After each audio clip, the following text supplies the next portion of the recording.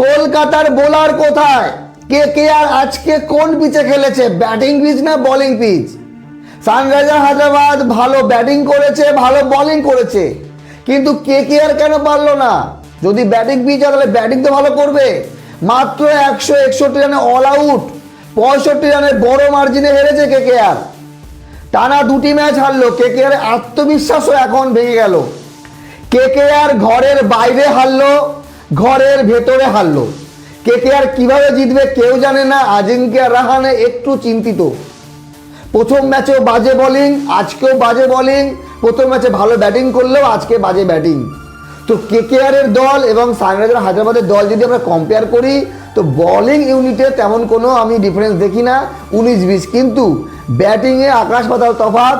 হায়দ্রাবাদ প্রথম ম্যাচ হারলেও আজকে তারা কামব্যাক করেছে এবং কেকেআর টানা দুটি ম্যাচ হেরে এই মুহূর্তে পয়েন্ট টেবিলের 9 নম্বরে থাকলেও দুটো ম্যাচ হেরেছে। শুধু নেট রান রেটের জন্য চেন্নাই পেছনে আছে, তবে চেন্নাই যদি আগামীকাল জেতে তাহলে কেকেআর হয়ে যাবে সবার লাস্টে। তো কেকেআরের দুশ্চিন্তার কারণ তাদের প্লেইং 11-এর কম্বিনেশন। কলকাতা নাইট রাইডার্সের ফ্র্যাঞ্চাইজি এবারের অকশনে সব থেকে বেশি টাকা নিয়ে গিয়েছিল। আমরা ভালো একটা দল কিনবো, এত টাকা ছিল যে 25 কোটির প্লেয়ার কিনে ফেললো, কিন্তু তাকে দিয়ে না ব্যাটিং হচ্ছে না বোলিং করাতে পারছে। সব থেকে বড় সমস্যা কেকেআরের বোলিং। দেখেন বরুণ চক্রবর্তী মিস্ট্রি বোলার, সেরা বোলার, নো ডাউট সেরা বোলার, কিন্তু ফর্মে নেই।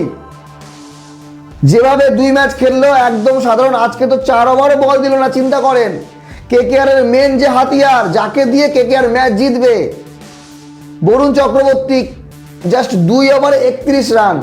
সুনীল নারিনের পজিশন খারাপ হয়ে গেছে, সুনীল নারিন জায়গা মতো খেলতে পারছে না। ব্যাটিং করতে নেমে 12 রান করেছে, ঠিক আছে, বোলিংয়ে কোনো উইকেট পায়নি। আজকে যদি কথা বলি, মুজারাবানি শেষ ওভারে 2 উইকেট পেয়েছে, তার আগে নবম ওভারে 2 উইকেট। তো মুজারাবানি 4 উইকেট পেলেও ততক্ষণে রান 220 পার, কেকেআর হাতের নাগালের বাইরে। এই যে বৈভব আরোরা 4 ওভারে 47 রানে 2 উইকেট নিয়েছে। এই বৈভব আরোরার বোলিংও ভালো হতো যদি পাথি রানা, হর্ষিত রানার মতো প্লেয়াররা থাকতো। গত ম্যাচে কার্তিক ত্যাগী ভালো বল করলেও আজকে মার খেয়ে গেছে 4 ওভারে 48 রান। রান দেখেন 226, তারপরও মনে হচ্ছে সানরাইজার হায়দ্রাবাদ আরও রান করতে পারতো। আমি তো মনে করেছিলাম হায়দ্রাবাদ আজকে 250 ক্রস করবে।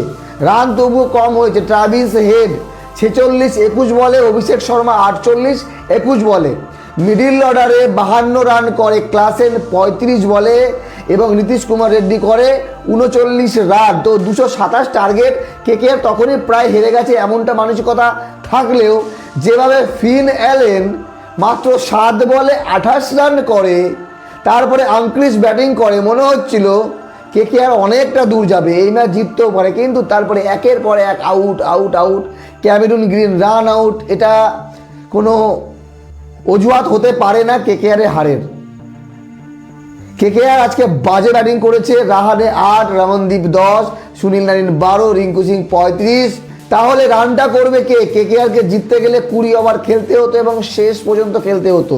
যাই হোক, দুটো ম্যাচ হারা কোনো ব্যাপার না, কিন্তু অনেক কিছু ব্যাপার আছে। কারণ আইপিএলে যদি সুপার 4-এ উঠতে হয়, টপ 4-এ গিয়ে প্লে অফ খেলতে হয়, তাহলে অবশ্যই কেকেআরকে আগামী 4-5টি ম্যাচ কন্টিনিউ জিততে হবে। আর যা বোলিং অ্যাটাক দেখেন, বোলিং যদি বলি, কেকেআর হায়দ্রাবাদে প্রায় একই লেভেলের ছিল। হায়দ্রাবাদে আহামরি খুব একটা ভালো বোলার নেই। পেন, নীতিশ কুমার, এসান মালিঙ্গা, শিবাং কুমার, হর্ষ দুবে, এই তো বোলার। কিন্তু হায়দ্রাবাদের ব্যাটিং এনাফ। যেই রকম ব্যাটিং আছে হায়দ্রাবাদের, তারা ইচ্ছা করলে প্রত্যেক ম্যাচেই 200+ স্কোর করবে। তো বিষয় হলো যে অরেঞ্জ ক্যাপ হোল্ডার হলো আঙ্ক্রিস রঘুবংশী, টানা 2 ম্যাচে 50 করলো। এবার 1-2 ভালো খেললে কেকেআরে কিছু হবে না, টোটাল ইউনিটটাকে ভালো খেলতে হবে। বোলিং আরও ভালো, 2 ম্যাচে কেকেআরের বোলিং অতি সাধারণ মনে হয়েছে। যতদিন পর্যন্ত কেকেআরের বোলিংয়ের প্রবলেম সলভ না হচ্ছে ততদিন কেকেআর হারতেই থাকবে। আর আশা করি আগামী ম্যাচে কামব্যাক করবে। আগামীকাল ম্যাচ আছে Chennai super kings versus Punjab kings. Punjab kings প্রথম ম্যাচ জিতে গেছে, চেন্নাই প্রথম ম্যাচ হেরেছে। কারা জিতবে কমেন্ট করে জানাবেন। তবে কেকেআর ঘরের বাইরেও হারলো, ঘরের ভেতরেও হারলো। এটা হচ্ছে কেকেআরের দুশ্চিন্তার কারণ। ভালো থাকবেন সবাই, ধন্যবাদ।